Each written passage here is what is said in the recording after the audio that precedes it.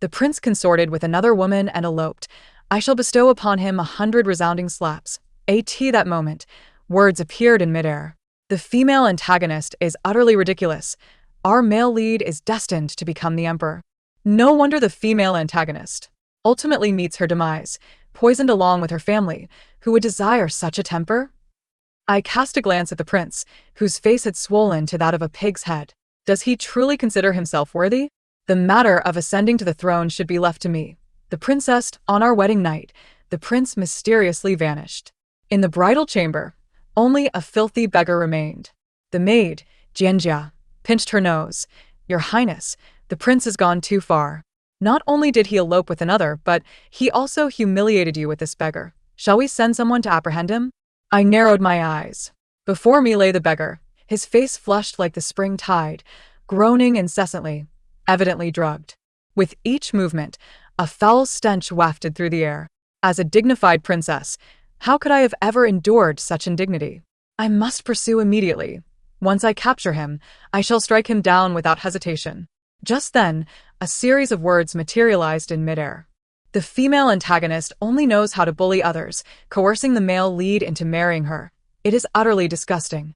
Do not be deceived by her fierce demeanor. Upon seeing the male lead, she instantly transforms into a sycophant, even volunteering to assist him in taking concubines.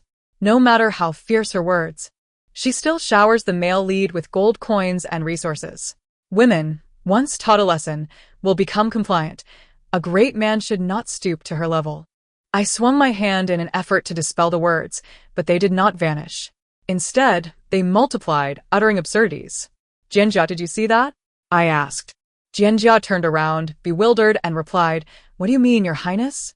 It seemed these words were visible only to me. Moreover, I was indeed the female antagonist they spoke of. As a princess of high status, what manner of man could I not procure? How could I possibly be subservient to Xiaoyuan? Wait, I have changed my mind. Bring the beggar along. Let us head to the Xiao residence. Moments later, I found myself seated in a grand chair at the Xiao estate, sipping tea. After half an hour spent enjoying a single cup, Xiao Wu had knelt for just as long. Spitting a mouthful of tea foam onto his sleeve, he could no longer contain himself. On this joyous occasion tonight, with such beautiful scenery, why does the princess not spend the night with Yuan but instead deign to humiliate this old man in his own residence? What is the meaning of this? If it were truly so, even if I brought this matter before my father, I would remain unperturbed. Yet, it was he whose son had first shamed me. With a subtle gesture, I signaled my guards to throw the beggar before Xiao Wu. What you say is indeed correct, General Xiao. However, I too wish to inquire where Xiao Yuan has vanished on this night of consummation. Could it be that the son of a great general is, in fact, a beggar? Xiao Wu's face turned ashen, and he sprang to his feet in shock. How can this be? You ought to inquire of your good son. The guard stepped forward, extracting the burlap from the beggar's mouth. The beggar, tears streaming down his face, stammered. It was the prince who bound me and delivered me to the princess's bed. I know nothing. I begged the princess to spare my life. Perhaps overwhelmed by astonishment, Xiao Wu stood frozen. I set down my teacup and regarded him. Should my father learn of this tomorrow, would he not bestow upon the Xiao family a grave charge of disrespect? A charge of disrespect ranks among the 10 most heinous crimes. In an instant, Xiao Wu's face turned as pale as death. With a thud, he collapsed to the ground, repeatedly bowing his head. I beseech the princess for mercy. I implore you, spare me. Suddenly, as if struck by a revelation, his eyes brightened. He crawled toward my feet. I have 3 other sons. If the princess does not mind, perhaps.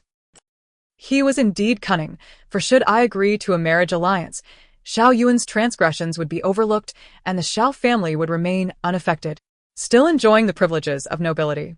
Before I could respond, Xiao Wu summoned his 3 sons. They stood in a row, like goods for my selection. If the princess is inclined, it would not be amiss to take them all into your household. Serving the princess would be their fortune.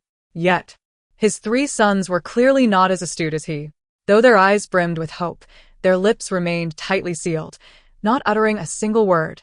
It was evident they desired benefits, but were unwilling to concede. They seemed to wish for me to kneel and beg them to become princes. Yet, Why would I covet the affections of those incapable of even understanding the art of flattery? The Shao family held considerable power, and my father had long harbored suspicions of them. Fortunately, the Shao clan had seen a decline in talent. Among the younger generation, only Shao Yuan possessed any notable capability. By allowing Shao Yuan to become a prince, I aimed to curtail his political aspirations and gradually reclaim the power of the Shao family, relegating them to a life of idle wealth. It was a pity Shao Yuan could not see this and continued to blame me for obstructing his path to greatness. Given this, why should I show any mercy to the Shao family? I averted my gaze and prepared to leave. Shao Wu, almost pleading, grasped my sleeve. Your Highness, would you not take a closer look? You are unparalleled in grace. They all genuinely admire you. I implore you, consider the sincere intentions of the Shao family and accept these 3 brothers. As for that ungrateful child, I shall personally bind him and bring him to the princess's residence tomorrow. I beg you, do not let this escalate to the emperor. I swiftly withdrew my sleeve. I am aware of General Zhao's sincerity. However, my prince shall not be a member of the Shao family. Shao Wu's expression turned tense as he fixated on me. I smiled and assured him, I shall personally inform my father that it is I who refuses to associate with Shao Yuan, and that it has nothing to do with the Shao family. With a long sigh of relief, the taut string of tension within Shao Wu finally slackened. He bowed, saying, Your Highness is benevolent. I thank you. Benevolent? I merely retreated to advance. If this truly reached my father, it would likely result in only a minor reprimand. After all, Shao Wu commanded an army of 200,000. Yet, what I desired was to uproot the Shao family entirely. Shao Wu escorted me out. Upon reaching the entrance, I spotted a youth standing beneath the corridor. Dressed in thin garments, he shivered uncontrollably. Only his eyes shone brightly in the dim candlelight, fixed upon me like a forsaken wolf cub. How dare you? Shao Wu kicked at the youth. How dare you obstruct the princess's path? Hold on. I halted Shao Wu. I want this one. Has the female antagonist struck gold? How does she choose so well? Jinnu is destined to be a future war god, the male lead's right-hand man. What will happen to the male lead if Jinnu becomes the female antagonist? The words in the air buzzed incessantly about the youth. They spoke of his future prowess in warfare, claiming he would assist Shao Yuan in conquering the southern Qin. If this were true, I must nurture him well. Aren't you cold dressed like that? I removed my cloak and draped it over Jinnu. The youth's eyes widened in astonishment, and he deeply lowered his head, as if a bewildered puppy receiving unexpected favor. Fear not. With me to protect you. No one shall dare to bully you again. Shao Wu's expression turned awkward. I ignored him and led Jinnu back to the estate. After inquiring further, I learned he was also a son of Shao Wu. However, his mother had been born into a brothel, and Shao Wu had redeemed her but 6 months before she bore Jinnu. Though she adamantly claimed the child was Shao Wu's, he did not believe her. Consequently, he neglected her, ceasing even her monthly allowance. When she attempted to return to her former profession to earn a living, Shao Wu discovered her and beat her to death. At that time, Jinnu was merely 5 years old. He had no choice but to grow up among the children of servants. Now, Jinnu served as a stable boy in the Shao residence. Do you acknowledge Shao Wu as your father? I asked. Jinnu furrowed his brow, his expression fierce. I would gladly see him devoured, to honor my mother. Sensing my silence, the youth quickly restrained his emotions. Jinnu spoke in haste. I beg the princess's forgiveness. No, I appreciate you just the way you are. If he were not so, how could I manipulate him against the Shao family? My gaze roamed over his shoulders, back, and thighs, colliding with his eyes before hastily averting my own. In contrast to my unabashed scrutiny, the youth's face flushed crimson. Why does the princess desire Jinnu? What do you think? I teased, tilting his chin up. The youth inhaled deeply, summoning his courage to suggest, because Jinnu is strong? Upon finishing, his face turned beet red. You guessed correctly, obedient pup. I pressed down on his fluffy head, guiding him lower. Kneel down and serve. The young man, experiencing the thrill of intimacy for the first time, was overwhelmed with excitement. With tear-filled eyes, he gasped, Did Jinnu do well? Does the princess like it? He clung to me relentlessly, but I was already weary. As I pushed him away, I replied nonchalantly, Yes, it's good. I like it. Silly pup. When the day comes that you bring down the Shao family, I will like it even more. Hiss. The princess isn't focused. The youth sprang up suddenly, seemingly fueled by determination, thrusting himself against me forcefully, again and again. Soon, the tide surged forth, leaving me adrift upon a solitary vessel, swaying amidst the waves. The following day, I was roused from slumber by the cacophony of reeds. Princess, it is dire. Your betrothed has returned, accompanied by a woman. I clambered out of bed. Already weary, now even more vexed. I bellowed, what betrothed? I have no betrothed. Cast her out at once. Just as I spoke, Shao Yuan barged in. Foregoing any formality, he unleashed a torrent of vitriol upon me. Li Zhe, you venomous woman. If you have grievances with me, then let them be directed at me alone. Why must you trouble my father and humiliate my brothers? Upon seeing the muscular arm extending from beneath the bed curtain, Shao Yuan was rendered speechless. His face shifting from green to purple, then to a deep black. This is our bridal chamber, and you bring another man here? You shameless harlot. He charged forward, attempting to seize the arm. But when he recognized the man in bed as she knew, Shao Yuan was utterly taken aback, resembling a statue, murmuring, She's chosen you. A mere horse servant. She would forsake me for a horse servant. I delivered a swift kick. Impudence. Who permitted you to enter? Shao Yuan, as though deaf to my words, continued to tug at Ji Nu. Come back with me to the Shao family. Finally, the male lead has arrived. Ji Nu, hurry and leave with your elder brother. Ji Nu will undoubtedly choose his elder brother. During his time at the Shao Manor, only the male lead cared for him.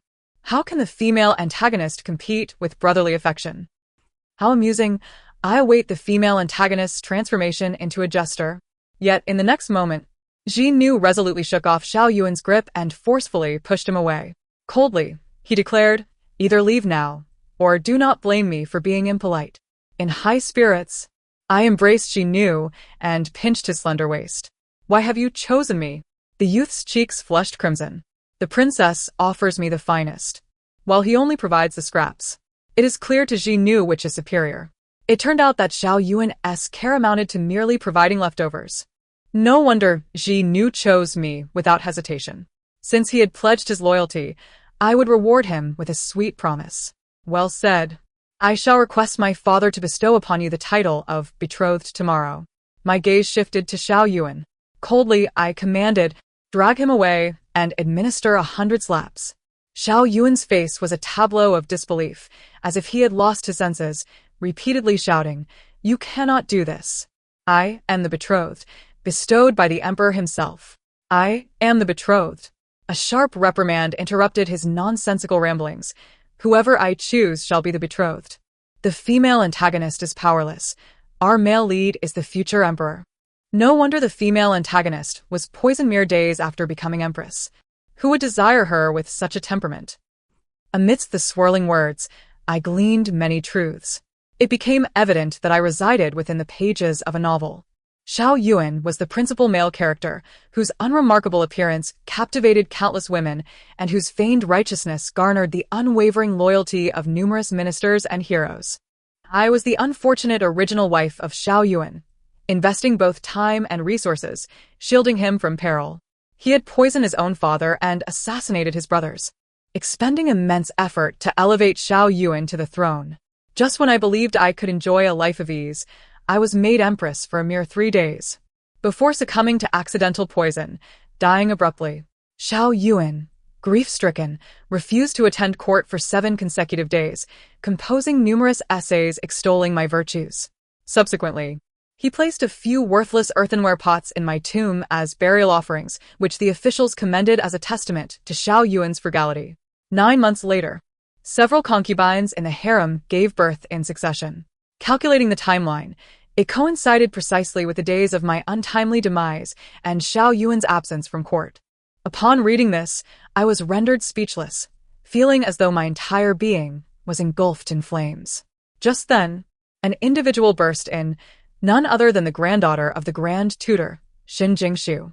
Her frail form stood defiantly before Shao Yuan, arguing with a guard who towered over her.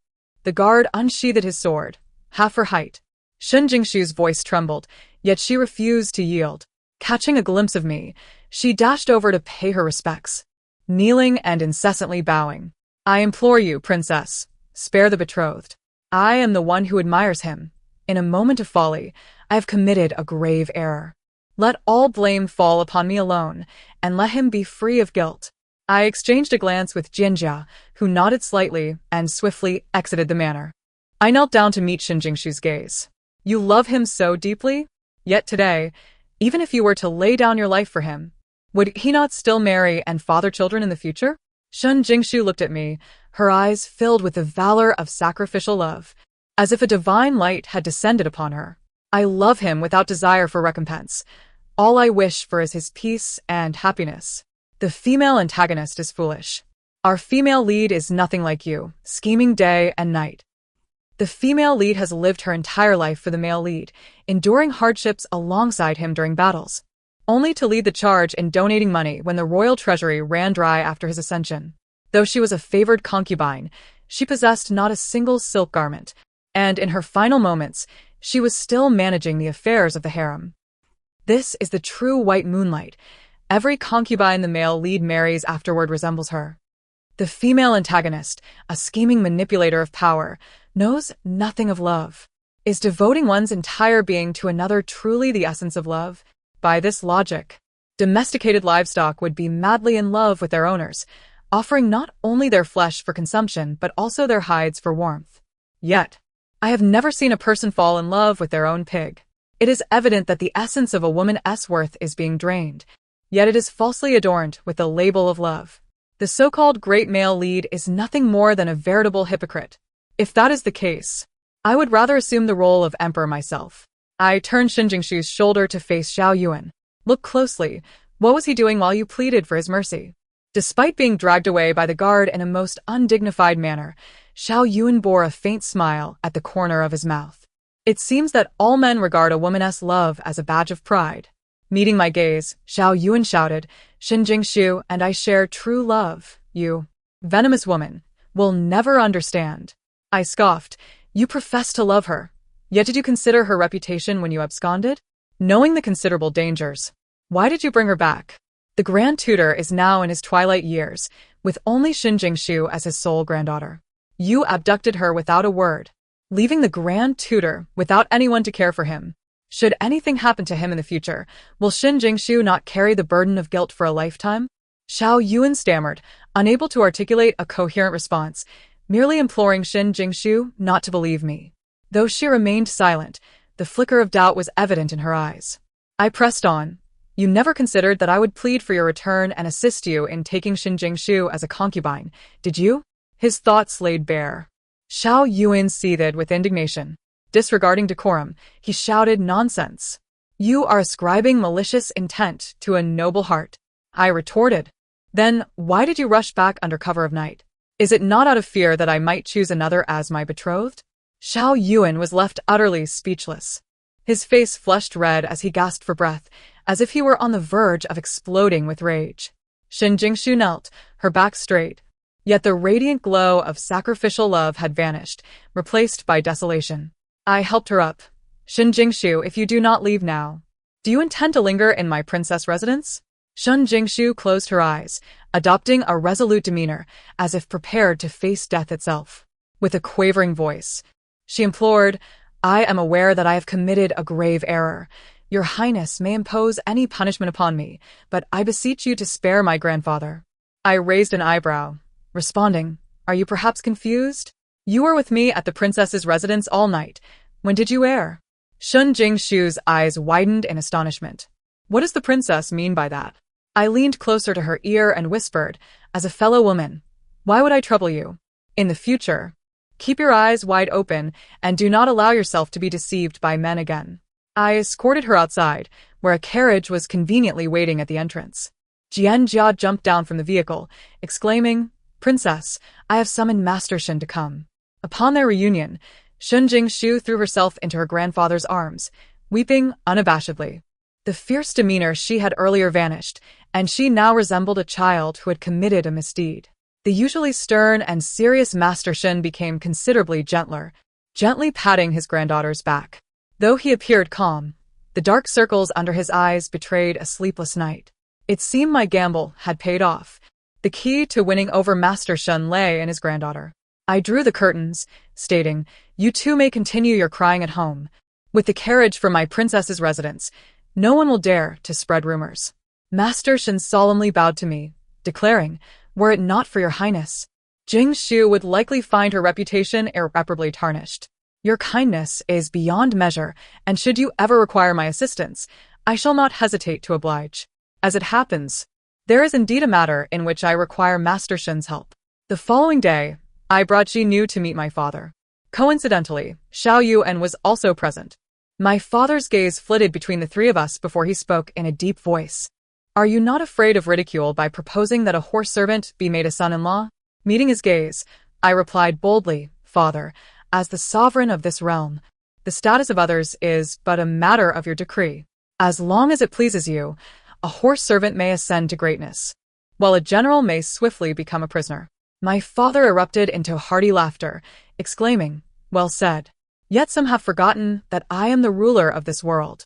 They presume to defy the imperial will, committing heinous acts under the guise of their noble lineage. Today they dare to insult my daughter.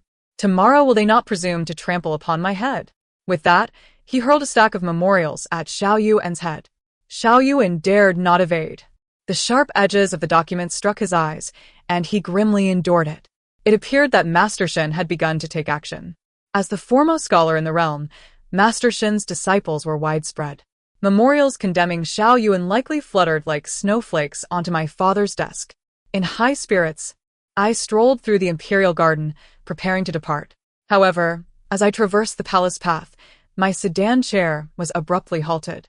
Xiao Yuan's furious voice rang out. "Li Zhe, did you incite those officials to condemn me?" I parted the curtains, and the sunlight outside was blindingly bright. Sweat trickled down his flushed face, indicating he had been waiting for quite some time.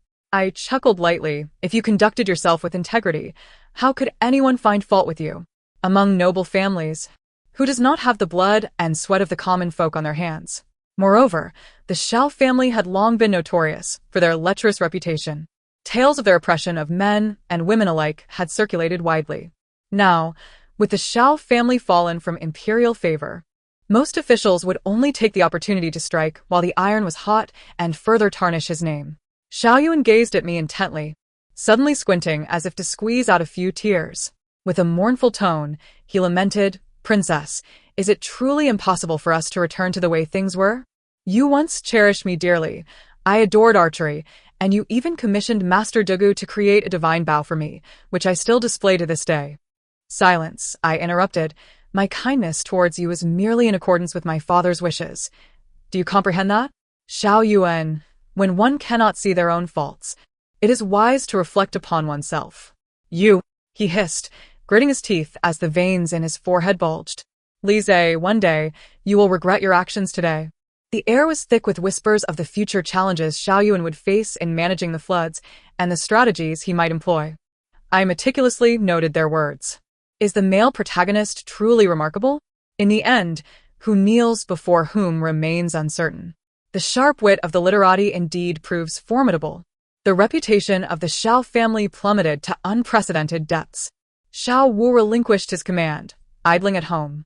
Xiao Yuan was exiled from the capital, tantamount to banishment. As for the other Xiao offspring, they were already of little worth, either patrolling with the Jinwu guards or idling in inconsequential offices. Now, they too had learned to keep their heads down and behave, no longer worthy of my concern. My sole interest lay in the prophesied flood. By the end of August, the rains began to fall softly. By mid-September, news of devastating floods from the south reached us. The agricultural lands and homes along the banks were swept away. In a single night, the southeastern region turned into a living hell. The southern Qin kingdom seized the opportunity to attack, incessantly harassing the borders. Xiao was summoned to lead troops to the frontier. Memorials flew to the throne like snowflakes, and my father, worn out from days without rest, appeared haggard. Yet, the officials at court were embroiled in their own intrigues, eager to profit from the disaster relief funds. For days, they debated without resolution. Ultimately, it was Xiao Yuan who volunteered to head south for disaster relief, and my father acquiesced.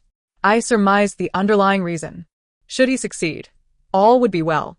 Should he fail, it would provide an opportunity to hold him accountable. Every eye in the court was fixed on Xiao Yuan, eagerly anticipating his misstep. However, after half a month, what arrived was news of his success. It was said he personally oversaw every detail, maintaining strict order in his jurisdiction. He constructed levees while implementing labor relief and managed to control the plague. In addition to providing compensation for the officials and clerks who perished in the line of duty, Xiao Yuan also visited their families to offer condolences. The disaster was swiftly contained, and Xiao Yuan's reputation soared. The local populace held him in great affection, even vowing to repair temples in his honor. In no time, the Xiao family regained its former glory. Shortly thereafter, upon returning to the capital to report on his duties, he presented a flawless account, with no grounds for criticism. My father, in high spirits, promised him a reward. What began as mere formalities, Xiao Yuan took to heart. He immediately prostrated himself, stating, "I have a heartfelt wish. I wonder if your majesty would grant it." The emperor's word is as binding as an oath, and in the presence of all officials, how could he retract it? Xiao Yuan bowed respectfully before my father. Yet his tone was unabashedly arrogant as he articulated each word slowly. "I wish to marry the princess." The court erupted into chaos. Setting aside the fact that Ji Nu and I were already wed, marrying a princess and a commoner are two entirely different matters. If he were to wed me, I would be compelled to reside in the Xiao estate, serving my in-laws and managing domestic affairs. In a few years, I might even meet an untimely demise in the inner chambers, shrouded in obscurity. His intention was manifestly to exact revenge on me. Yet if I refused, his father, Xiao Wu, remained stationed at the borders of Qin Kingdom. My father found himself in a quandary, furrowing his brow as he glanced at me from behind the screen. Recently, my father's health had been precarious, and with the crown prince still young, I had been shouldering many responsibilities in state affairs. Thus, a screen was set up to allow me to hear the proceedings from behind. Seeing my father silent, Xiao Yuan reiterated loudly, "I, Xiao Yuan, request to marry Princess Zhangluo."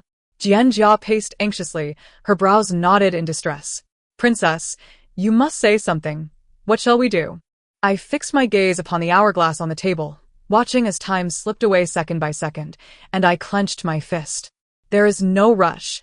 The one I await is nearly here. Once that person arrives, the situation can be turned on its head in an instant.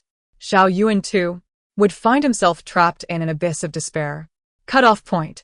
Just as Xiao Yuan repeated his claims once more, a courier arrived, breathless, delivering an urgent edict from 800 miles away. The moment the imperial attendant took the document, the exhausted courier collapsed to the ground. Everyone was eager to discern the contents of the missive, neglecting Xiao Yuan entirely. The emperor, after merely glancing at the document, furrowed his brow deeply. Fixing his gaze upon Xiao Yuan, he inquired, "The governor of Nanjun accuses you of besmirching his wife and daughter. Is there any truth to this?" A look of astonishment flickered in Xiao Yuan's eyes, but he promptly denied the allegations. After all, he was a meritorious subject. Minor transgressions were unlikely to invoke serious repercussions. Thus, he treated the matter with indifference. I rose from behind the screen and surveyed the court. The Minister of Justice, understanding my silent cue, stepped forward and remarked, "Your Majesty, it is quite fortuitous, for recently a minor official from Nanjun has been adamant about filing a complaint, even going so far as to declare that the court of Daliang is steeped in corruption and treachery. I have detained him. Might your Majesty wish to summon him?" Moments later, a ragged, disheveled man was brought forth. After paying his respects, he fixed a piercing gaze upon Xiao Yuan, his eyes like daggers intent on carving him apart. With a hoarse voice brimming with fury, he proclaimed, "Your Majesty, I wish to report Xiao Yuan. I was merely a lowly clerk in Nanjun, once serving under Xiao Yuan. Initially, he was approachable, referring to us as brothers. However, after my elder brother tragically perished, Xiao Yuan promised to care for his wife and children, earning widespread praise for his chivalry. Yet behind closed doors, he sullied my sister-in-law, and even my 10-year-old niece was not spared. It was then that I began to suspect my brother's death was not accidental.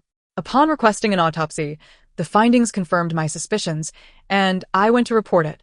However, before I could reach the magistrate's office, I was captured by Xiao Yuan and his men, who accused me of embezzling disaster relief funds.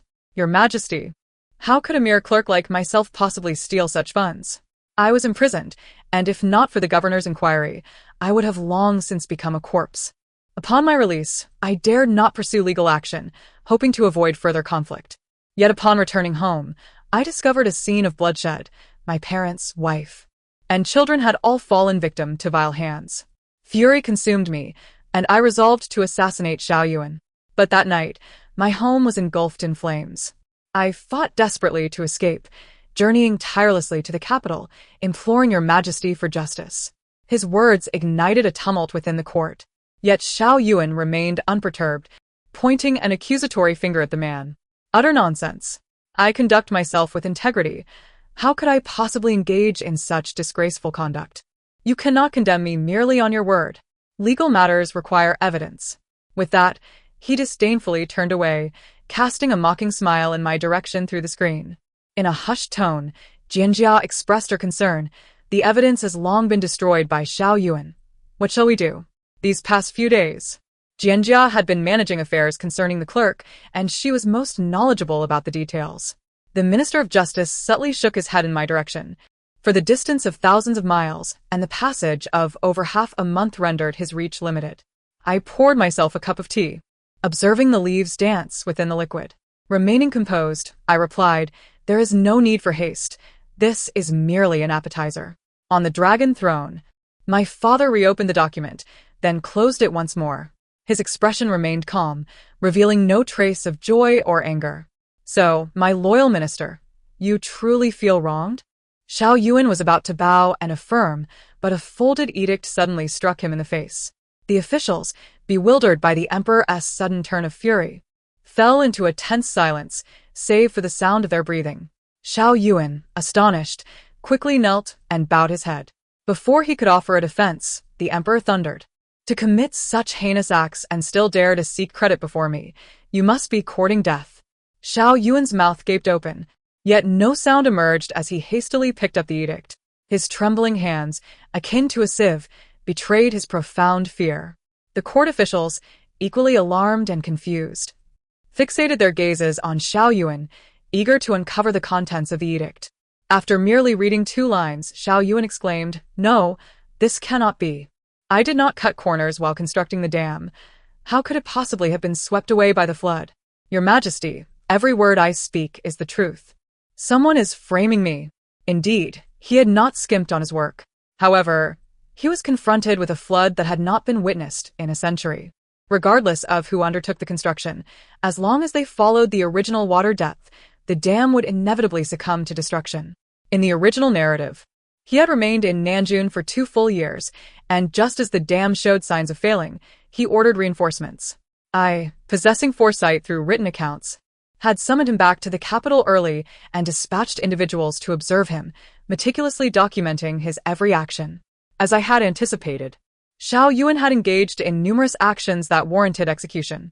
Although he had not compromised the integrity of his work, he had caused the deaths of the clerks and laborers involved in the dam construction, embezzled compensation funds, misappropriated disaster relief supplies, and maintained a private army of assassins.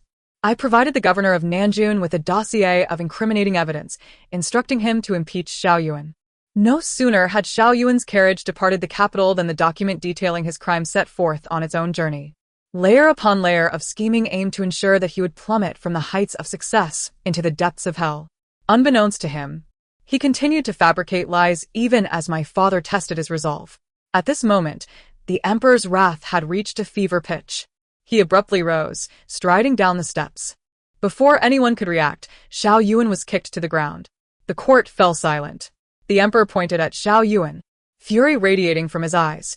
"You have embezzled 48,000 taels of silver, 37,000 stones of rice, causing the deaths of 6,115 lives, and maintained 300 assassins. You scoundrel, what audacity you possess. Even if I were to flay you alive, it would not suffice to ease my anger." Xiao Yuan continued to plead desperately, prostrating himself as blood trickled down his forehead. Yet, regardless of his words, the emperor would no longer believe him. Xiao Yuan was imprisoned in the Dali temple for questioning, while the Xiao family estate was raided and his kin were executed. Only Xiao Wu remained at the border. commanding 200,000 troops. After the court session, the emperor shattered several cups in quick succession.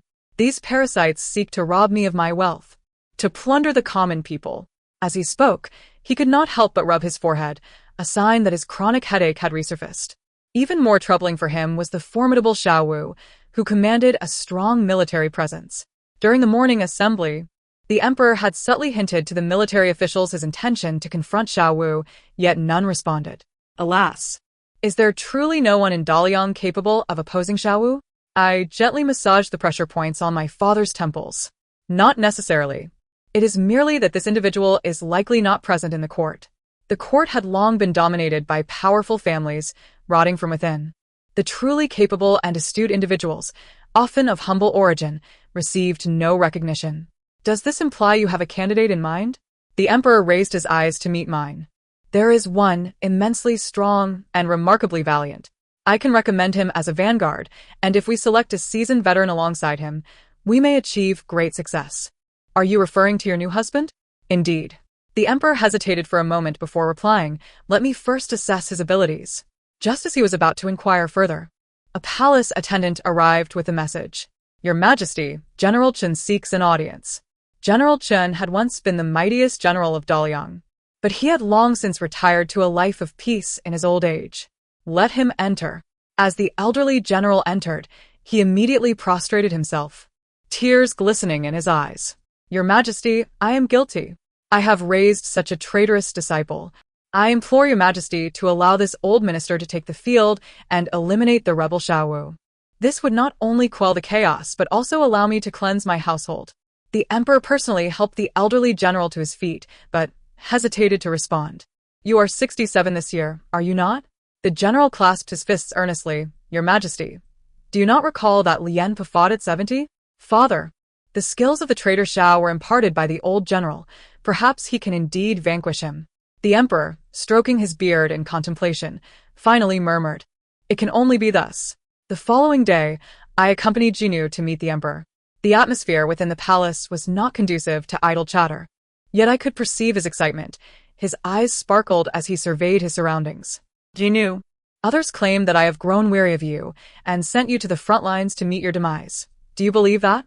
Jinu shook his head, responding, "Your Highness, you act out of concern for me. I am well aware that those ministers in court feign civility while secretly looking down upon me. Only by achieving merit can I secure my place. You are astute. I have done all that I could. The rest lies in your hands. Should you attain fame in the future, do not forget who elevated you to such heights." The surroundings fell silent, my voice reverberating softly against the palace walls. "Your Highness." Jinu suddenly halted, gazing at me with fervor, as if yearning for something. "Your Highness, when I depart, will you think of me?" Such a simple query. I smiled, gently squeezing his pinky finger. "Of course, who will warm my bed in your absence? Go forth with confidence. I trust you will etch your name in history." Jinu's eyes lit up, reminiscent of the first time I encountered him. The flames of ambition and passion danced within his gaze. Disregarding propriety, Jinu enveloped me in his arms. "Your Highness, your words are enough. Someone, cease this nonsense." With Xiao Yuan still alive, sleep eluded me. The words in the air proclaimed, how could the male lead possibly meet an untimely end? A reversal is surely forthcoming. Father is already prepared to stage a rescue. The male lead will undoubtedly escape peril. Upon reading these lines, I sat up. "Prepare the horses. We are heading to the Dali Temple." Understood. When I next beheld Xiao Yuan, he had become a prisoner, stripped of his former vigor. He had endured considerable torment for refusing to divulge the whereabouts of the hidden gold and the assassins. Upon my approach, he lifted his head slightly, emitting a growl akin to a wild dog. "Poisonous woman, do you think you will meet a favorable end? Even if you scheme endlessly, you shall never become emperor. Since ancient times, a hen crowing has led to chaos in the realm. You will only meet a more tragic fate than mine." He crawled closer, his bloodied face wedged between the bars, resembling a madman. I gazed down at his disheveled hair, myriad thoughts swirling in my mind. Women are long-haired and short-sighted. What achievements can they possibly attain? The female supporting character can stay home, embroidering and birthing children, but why meddle in matters of men? I see she has never experienced the male lead's virtue. After a couple of encounters, she would be utterly captivated. Repeating such sentiments, he could articulate no rationale other than to insist that I, as a woman, could never measure up to a man. Yet, I have never subscribed to such fallacies. I believe that heaven and earth are indifferent, treating all beings as mere fodder. All rules are human constructs, and the heavens have never bestowed greater status upon men. Before heaven and earth, men and women are equal. Men are aware of this, which is why they fabricate various rules to constrain and oppress women. However, I am determined to shatter these conventions.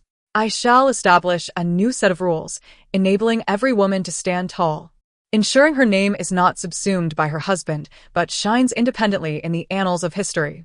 Yet, why waste my breath on him? When I stand amidst heaven and earth, a great scholar shall advocate for me. Thus, I instructed someone to deliver poison to Xiao Yuan. Once he is dead, everything will come to an end. 2 maidservants seized Xiao Yuan's arms. He struggled desperately, twisting his neck to evade their grasp. I held his chin, preparing to send him on his final journey myself. Just then, the influx of words surged. If the male lead dies, this world will collapse. Damn. Truly the heart of the most venomous woman. Can this supporting character exit the stage already? I am abandoning this narrative. The female supporting character toys with the male lead. How can he be called a great protagonist? Author, have you lost your mind? Amidst the cacophony of messages, one truth preoccupied my mind. If Xiao Yuan were to perish, the world would surely unravel. Unwillingness. Still unwilling. Is this world truly revolving around men? After a moment of stupor, I released Xiao Yuan, pouring the poisoned wine onto the ground. He stared at me, a sinister smile creeping across his face. Are you afraid after all? The mercy of a woman. Should you fall into my hands one day, I will show no leniency. I regained my composure, repulsed by his ordinary yet arrogant visage. I bent down and delivered a sharp slap across his face. Remember this, sometimes death is not the most terrifying fate. Living can be far worse. Xiao Yuan, I want you to wish for death. Bring forth the instruments. Remove all his fingernails. The jailer swiftly produced the torturous tools. Initially, Xiao Yuan remained defiant, cursing through gritted teeth. Yet, before long, he was rendered speechless from the pain, screams escaping him as his features contorted grotesquely. It was only when he fainted that I departed. My intention had been to render him a shell of a man, ensuring he could never claim the throne. The next morning, I was informed that a jailbreak had occurred. Xiao Yuan had been rescued. Before departing, he left a blood-written message on the wall. Your cruelty is unparalleled. Even the wolves feel shame, and the snakes tremble at your name. Your delicate hands stir the court's intrigue without a single stroke of paint. Your graceful form incites discord among the ministers without a dance. Your words are venomous, and your tongue is sharp. In the courts, wolves hold sway. Among the rivers and lakes, bandits raise their banners. This is all due to your defiance of the heavens. I shall follow the will of heaven, raise a righteous army, and vanquish the tyrants. In the future, I will ensure you are ground to dust. Jianjia, fearing my wrath, spoke hesitantly. I chuckled. Why be angry? Only the inept would resort to mere words. Shortly thereafter, I heard that Xiao Yuan had allied with his father in seeking refuge in the Qin kingdom. The 2 factions conspired, incessantly harassing the border, wreaking havoc upon the common folk. Yet many ministers in court advocated for peace talks, undermining Liang's military might. An old man and a horse servant, what prowess could they possibly possess? Until I commanded Jinu to rend a death row inmate in 2 before the palace gates. From that moment, the advocates for peace dared not utter a single word. The Liang army finally set forth, yet unease permeated the court. The southern floods remained unaddressed, while conflict erupted at the borders. The state treasury lay bare, stretched to its limits. Fearing a fundraising effort, many noble families pretended to be impoverished. The emperor paced back and forth, clutching his head in frustration, cursing, "These miserly wretches." Silver flows into their pockets, yet they refuse to part with a single word. Turning to see the crown prince being chastised on the palm by the crown prince's tutor for playing with mud, the emperor sighed deeply, collapsing onto the couch in silence. I stifled a laugh. Father, I have a plan that requires no expenditure to alleviate the floods. Perhaps thinking I was speaking nonsense, the emperor ignored me. After all, where in the world could there be disaster relief without spending money? Undeterred, I pressed on. The light in the emperor's eyes began to brighten. Upon hearing my proposal, he leapt from the couch, clapping his hands in laughter. Excellent, excellent. Truly my daughter. After a bout of mirth, he turned contemplative. Though this plan is ingenious, it may not bode well for you. I bowed deeply, sincerely stating, Father, you toil day and night for the common people. How could I indulge in wealth and luxury? Of course, my intentions were far from selfless. While disaster relief was a hot potato, if executed well, it could establish my reputation among the populace. The noble families had grown increasingly uncontrollable. I sought the support of the common people and aimed to select capable individuals from among them. After meticulous planning, within a few days, the court issued a new decree in Nanjun. I had not rested for several consecutive days due to this matter. While discussing affairs with Master Shun at the tea house, Shen Jingshu burst in, unexpectedly pointing at me and berating me. Driven by righteous indignation, her fair cheeks flushed crimson. Though I am not talented, I understand that a ruler should cherish the people as one's own children. As a princess who feasts on the fruits of the people's labor, how can you raise the price of rice during a time of flood? The victims of disaster already struggle for nourishment. How can they survive under such circumstances? Have you ever considered the plight of those destitute souls? While you conspire with wealthy merchants to profit from this national calamity, the esteemed scholar Shen immediately rose to admonish, do not speak such nonsense. I chuckled lightly. No harm done. Miss Shen is simply concerned for her country and its people. If that is the case, then why doesn't Miss Shen share how we should provide relief? Shen Jingshu stated emphatically, naturally, we should open the granaries and prevent disease. This was her belief, and thus her course of action. Unable to reach the southern county, she resorted to distributing kanji in the outskirts of the capital. Initially, the refugees were immensely grateful, praising her as a living bodhisattva. However, as the number of refugees swelled, the rice she brought could no longer suffice. They began to fight over it, and in the chaos, Shen Jingshu was injured. Despite her maidservant's desperate attempts to shield her, she was trampled upon several times. When she finally broke free and turned to look back, she discovered that her protective maid had fallen among the crowd. The desperate refugees gazed at her with avarice, akin to wolves eyeing sheep. On her return, Shen Jingshu vomited all the way home. Soon after, she fell ill with a high fever. Half a month later, upon her recovery, she heard others speak of her as a hypocrite. After this incident, Shen Jingshu no longer ventured outside. When I visited the Shen residence, she sat vacantly in the corridor, seemingly lost in thought. The youthful spirit in her had vanished without a trace. Noticing my gaze upon her, she muttered, "Are you here to mock me, princess?" I responded with a question that sidestepped hers. "I am going to the southern county. Would you care to join me?" Her eyes brightened momentarily, but she quickly shook her head. "Perhaps not. I cannot bear to witness the suffering of the world. Think it over. Do not hastily decline. How many young ladies will ever have the chance you possess?" When I departed, the esteemed scholar Shan accompanied me. "Thank you for your kindness, princess. But this child has been treasured by me since childhood. She cannot withstand such trials." I turned back to inquire, "What will become of the vast family legacy after your 100 years, esteemed scholar? The Shen family has stood firm for 2 centuries. Can you bear to see your lineage extinguished in the civil service?" The scholar sighed, his eyes betraying his despondency. "Jingshu is a woman. She cannot hold office. What can I do? I can only hope to find her a suitable husband." I smiled. "Surely, esteemed scholar, you understand the principle of a child with gold traversing a bustling market. With a disposition like Miss Shen's, she is likely to be devoured whole. Moreover, why should women not achieve greatness? Did not the likes of Empress Liu and Empress Deng once hold the world in the palm of their hands? What women lack is merely an opportunity, and I can provide that opportunity."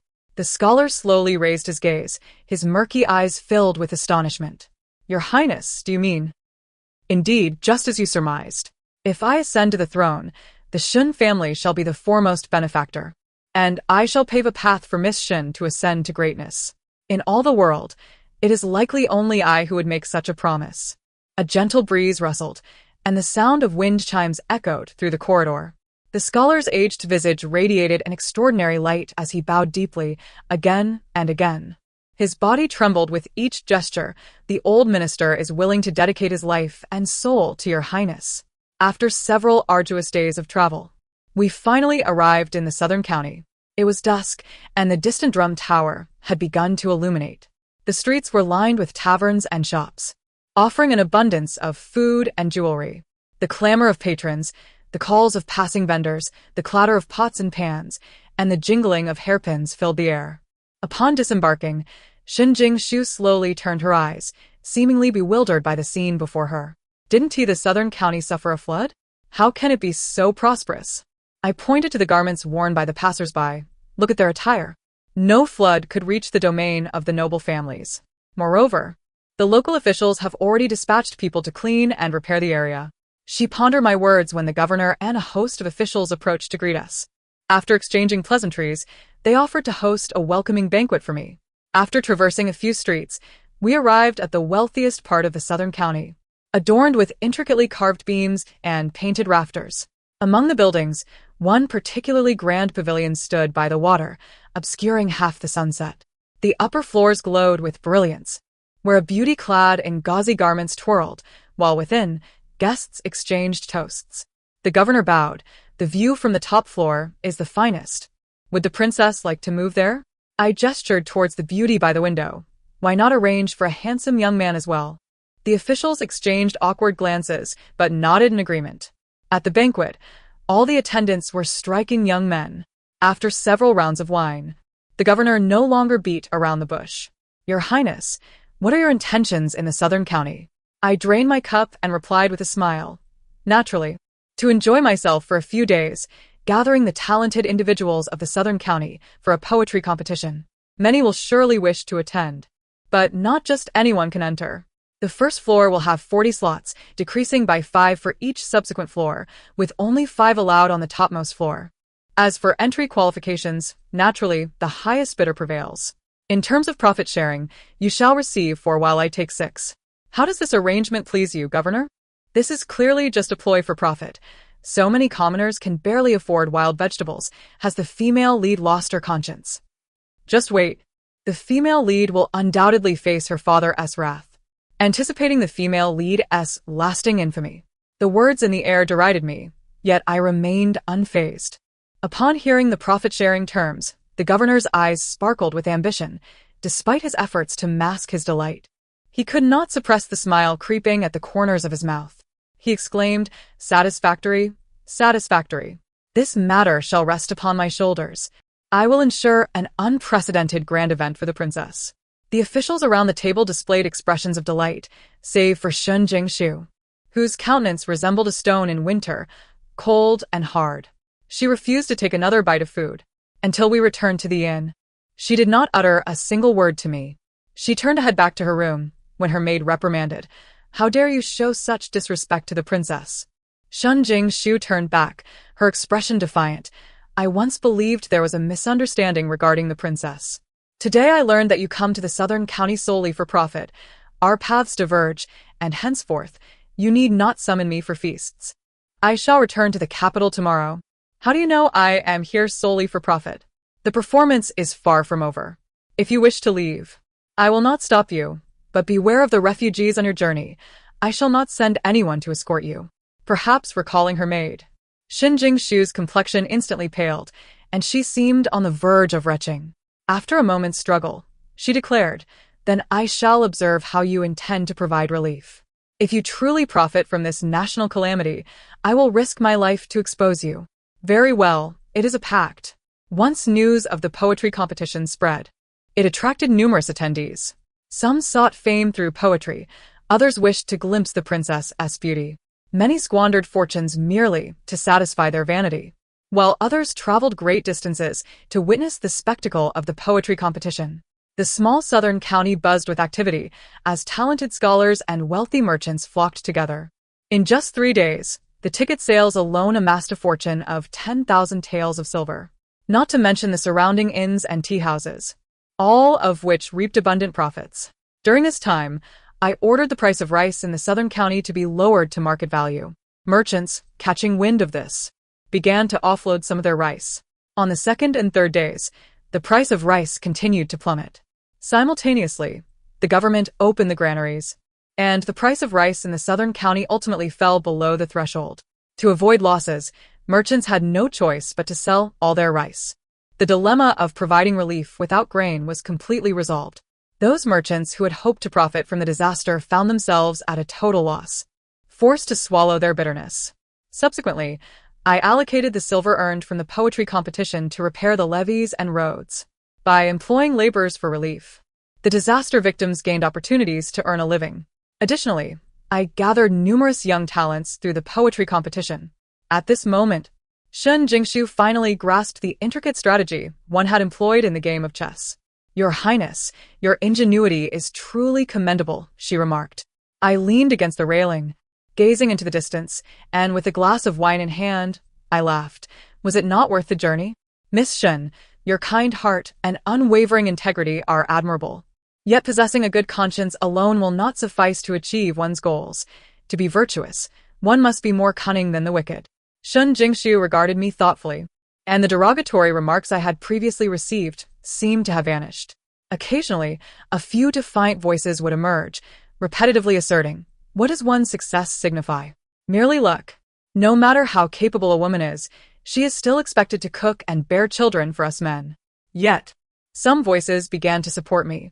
The female antagonist's maneuver surpasses that of the male protagonist in the original text. I hold her in newfound esteem. Indeed, I believe the female antagonist possesses the potential to become an empress. Upon my return to the capital, the citizens of Nanjun lined the streets to bid me farewell. Some presented their most precious eggs, while others brought freshly baked cakes. Those with nothing at all gathered wildflowers, imbued with the fragrance of dew and earth. I accepted only the flowers, and thus the people adored my carriage, transforming it into a floral chariot. The journey was fragrant and delightful. However, to my surprise, upon my return to the capital, I was not met with rewards. My father summoned me to the palace, deliberately making me wait outside for 2 hours. Not to mention the fatigue in my legs, the heavy headdress nearly broke my neck, and my inner garments were soaked with sweat, clinging uncomfortably to my body. At that moment, the crown prince arrived in his sedan chair. I knelt to pay my respects, and he, looking down at me with a pout, declared, "Wretched woman, I shall not permit you to rise. My father has decreed that should you attempt to usurp my position, I shall be the first to eliminate you upon my ascension." The attendant beside him quickly interjected, "Your Highness, please be cautious with your words." Yet, the crown prince remained undeterred, continuing to shout at me, "Kill her, kill her. I must rid myself of this meddlesome woman. Chingji, you must not be disrespectful." Came the reprimand from my father, prompting the crown prince to finally fall silent. Subsequently, I dined with my father. I keenly sensed a glimmer of wariness and suspicion in his gaze directed at me. While he verbally lauded my accomplishments, he retracted my authority to participate in court affairs under the pretense of concern for my well-being and bestowed upon me a group of servants to monitor my every move. I knelt in gratitude, my hands clenched tightly into fists within my sleeves, my freshly painted nails nearly breaking under the strain. In my father's eyes, no matter how astute my strategies or how significant my contributions, they paled in comparison to the worth of his 6-year-old son, simply because I am a woman. Yet, Lise, why should you feel sorrow or disappointment? it has always been this way.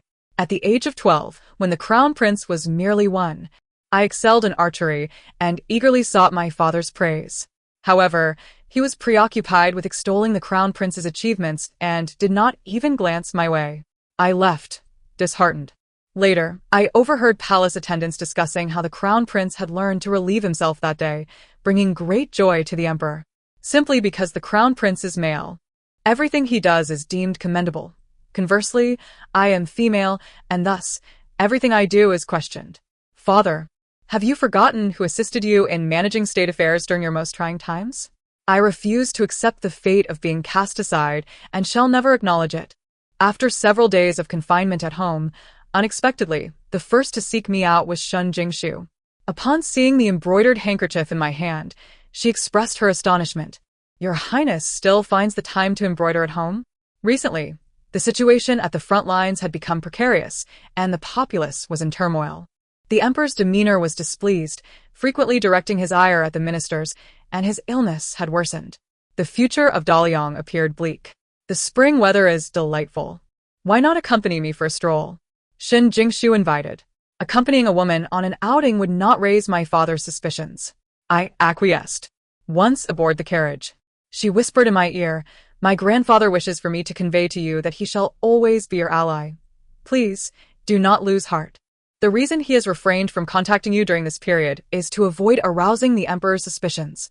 He forever remembers the wisdom you displayed during the disaster relief efforts. The people of the realm share the same sentiment. We all believe you are capable of altering the course of events." It was unexpected to hear such sentiments from her, considering she had once pointedly criticized me. Inside, I felt as though a seedling was pushing through the soil, yearning to break free. Just as I was about to respond, a commotion erupted outside the carriage. Amidst the shouts of the attendants, a robust woman's voice pierced through the chaos. "Please, Your Highness, take me in. I might be of help.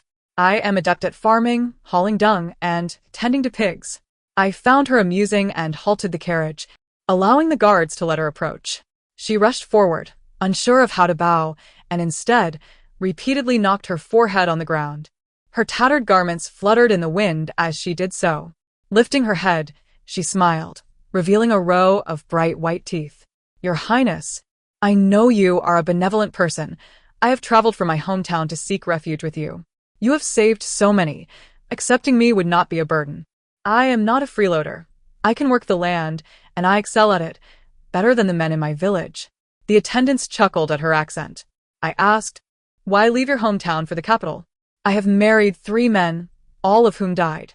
They claimed I was a harbinger of death, took my land, and threatened to kill me, so I fled." Upon hearing this, the guards prepared to drive her away, but I intervened, stating, "The untimely deaths of those 3 men are not her fault. I see her as strong and fortunate." The woman beamed, her eyes sparkling. "Your Highness, you are truly kind. I shall serve you faithfully.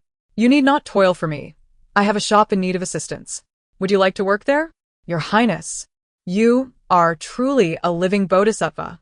Thus, I brought her to the brocade pavilion. One by one, other women came to seek a means of livelihood, and I welcomed them all into the brocade pavilion. Here there were no prying eyes. By day, it served as an ordinary embroidery workshop, but at night, under the glow of lamps, the women held not embroidery needles but books and staffs. The instructor teaching them to read and write was none other than Shen Jingshu. Could it be that the female antagonist is attempting to form a women's army? Such efforts are futile. A woman aspiring to be an empress will face opposition from all corners. Moreover, the male protagonist enjoys the favor of destiny. In the next battle, a celestial phenomenon will occur. Falling meteors and lightning will herald his name as he defeats the enemy and rises to fame, conquering the capital within a year. By then, the female antagonist will be in dire straits. The male protagonist has a list of 18 torturous punishments prepared for her, including the tiger bench, chilly water, paper punishment, and lingchi. How gruesome. I could not afford to return home. I purchased paper and ink from a street vendor. I meticulously recorded the key information regarding the war that would alter the situation and instructed Jinu to arrange a position swap with Xiaoyuan, intending to manipulate the celestial phenomena to my advantage. Find a way to deliver this letter to Jinu, ensuring no third party sees its contents. Miss Shun, I am currently under surveillance and can only rely on you. Upon witnessing my anxious demeanor, Shen Jingshu understood the gravity of the matter. She carefully accepted the letter and solemnly assured me, "Your Highness, you can rest assured, I will regard this letter with the same importance as my own life." With that, she bowed deeply and rode away. However, the news eventually reached the Crown Prince's ears. His advisors set a trap at the palace gates, intending to eliminate me as I entered. Yet, they leaked their intentions, and I turned the tables, binding my father's maidservant to my sedan chair, successfully removing a spy at the Crown Prince's behest. Consequently, the Crown Prince faced punishment from my father and lost the pivotal position of the commander of the Imperial Guards. Meanwhile, reports from the front lines heralded victory. Jinu had decisively defeated the enemy, capturing 10 cities in succession. The Chun kingdom abandoned Xiaoyuan and surrendered to Daliang. The rebels fled in defeat, and Xiao was captured alive. Only a mere 100 cavalrymen remained by Xiaoyan's side, disappearing into the mountains and forests without a trace. My father, the emperor, was in high spirits, rewarding the army and ordering Jinyu to ensure the capture of Xiaoyan. I penned another letter to Jinyu, instructing him not to apprehend Xiaoyan, but rather to lead 1,000 elite soldiers back to the capital in secrecy, departing immediately. Shin Jingshu was utterly perplexed. Xiaoyan's family has all suffered at your hands. He will undoubtedly seek revenge. Why let him go? I merely smiled in silence. I understood Shin Jingshu's concerns, yet what if my true desire was indeed for Xiaoyan's retribution? I feigned a disposition lost in indulgence, reveling daily within the confines of the manor. As anticipated, my father and the crown prince gradually relaxed their vigilance. Before long, the day of the autumn hunt arrived, drawing the nobles and ministers into this grand pursuit. My attention, however, was not on the hunt, but rather on discreetly observing my father's every movement, trailing him at a measured distance. On that day, my father's horse, startled by some unseen force, suddenly bolted into the depths of the dense forest, leaving a cadre of guards behind. I recognized the opportunity had arrived. Thus, I urged my horse forward in a wild chase. When I located my father, the ground was strewn with arrows and the bodies of several guards, impaled like hedgehogs. An arrow had struck my father's left arm. Upon seeing me, a mix of surprise and joy flickered in his eyes, igniting a glimmer of hope. Have the Imperial Guards arrived? I approached him and gently shook my head. Not yet, but my female troops are here. In an instant, my father's expression shifted to one of furious anger, murderous intent, disappointment, and vexation, a complex tapestry of emotions. He spoke, his voice as chilling as the deep autumn air. Did you orchestrate this assassination? I shook my head again. Of course not, but if you wish to survive, I implore you to abdicate in my favor. This way, you may still be the retired emperor, otherwise. I trailed off, retrieving an imperial edict from my sleeve. The abdication document had already been prepared by the Grand Tutor, requiring only my father's transcription and the affixing of the imperial seal. My father fixed his piercing gaze upon me, his eyes sharp as daggers, as if he wished to flay me alive. Had I known this would come to pass, I should have killed you long ago. Father, I carry your blood within me. Should I ascend to the throne, does this not mean the realm remains under the control of our Li family? He seemed poised to retort, but I struck him unconscious. Take him away, and ensure he is closely guarded. Before long, Xiaoyan arrived with the remaining assassins, now desperate men seeking vengeance. Their ferocity in battle was palpable. Each wielded bloodied swords, caring little for their wounds, driven solely by the desire to slaughter. Upon seeing me, Xiaoyan let out a cold laugh, fixing his gaze upon me like a bloodthirsty wolf. I have fallen to this state because of you. How do you propose I repay you? As he spoke, he wiped the blood from his long sword. Fear not, I shall ensure your family and friends accompany you to the grave, so you shan't be alone. I faced Xiaoyan without a hint of fear, proclaiming, your family yearns for you even more. Why not join them first? Xiaoyan dismissed me as a fool, scoffing. You think these 100 or so women behind you can save you? Have you lost your mind? I had no interest in his taunts. Instead, I signaled for the signal flare to be released. Gunpowder shot up into the sky, producing a resounding explosion. Wisps of white smoke blossomed against the azure backdrop. Soon, a large contingent of soldiers would be on their way here. Xiaoyan's expression changed in an instant. You tricked me? I smiled, responding, do not say that. Without me, you would not even have had the chance for revenge. Realizing he had fallen into a trap, Xiaoyan attempted to retreat, but it was too late. The surrounding sounds of rustling foliage revealed the soldiers moving through the forest. Jinyu had been lying in wait, swiftly encircling Xiaoyan on 3 sides, while the remaining side led to the crown prince's tent. Jinyu knew precisely what to do. I led my female troops ahead to locate my father. Within the tent, my people surrounded the emperor. In that moment, he was no longer the exalted monarch. He was merely an ordinary man. His hair had grayed at the temples, his left arm stained with blood, and he appeared utterly haggard. Yet, his eyes still held the pride of a ruler, stubbornly refusing to write the abdication decree. Even if you kill me, there remains the crown prince and the royal family. It shall never be your place. I looked down upon him, observing his clenched jaw, and replied with a light laugh, I forgot to mention, the crown prince has likely already been assassinated. Please, your majesty, grieve accordingly. How could I kill you? I wish to honor you as the retired emperor, and I want everyone to acknowledge me as the true dragon daughter. The Grand Tutor presented the imperial edict, urging, the situation is dire. Your majesty, do not struggle in vain. The emperor's eyes widened with fury as he leaped to his feet, crying out, Grand Tutor, you were once the person I held in highest esteem, yet today, you betray me. The Grand Tutor bowed deeply, his demeanor calm. The princess possesses extraordinary talent. It is her destiny to rule. By yielding the throne to her, your majesty can find solace. Then, one by one, everyone stepped forward, encircling the emperor. In unison, they chanted, the princess is destined to rule. Please, retired emperor, abdicate. The emperor, utterly despondent, collapsed onto the ground, his eyes vacant as they gazed into the void. After a moment of stillness, he began to move, like a soulless puppet, grinding ink and writing the abdication edict, remaining silent throughout the process. And I, at last, achieved my heart's desire.